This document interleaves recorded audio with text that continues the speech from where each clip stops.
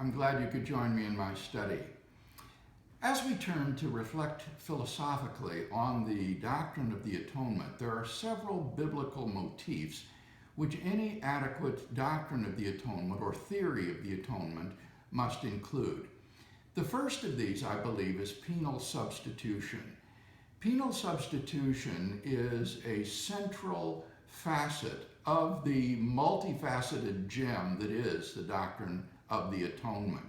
It is the foundation and basis for so many other facets of the atonement. According to the doctrine of penal substitution, God afflicted Christ with the suffering that we deserved as the punishment for our sins, so that we could then be forgiven and freed from guilt and sin. Now, in considering the doctrine of penal substitution, we encounter significant issues concerning the theory of punishment within the philosophy of law. And in recent decades, legal theorists have distinguished two elements of the theory of punishment. One is the definition of punishment, and the other is the justification of punishment. The definition of punishment concerns what the necessary and sufficient conditions are for something to count as punishment. It will help us to understand whether or not something is punishment.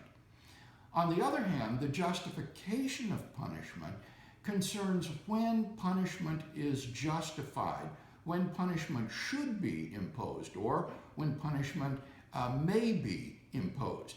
And these two questions are distinct and must be kept separate. Now, before we think about these, a word of caution is in order.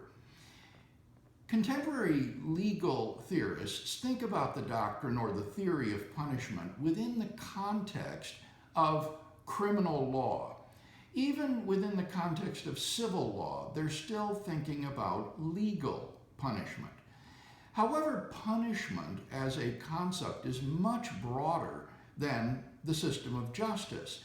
For example, punishment occurs in the family, in the schoolroom, in the workplace. Punishment is much broader a concept than legal punishment. And it may well be the case that there are significant disanalogies between legal punishment and divine punishment.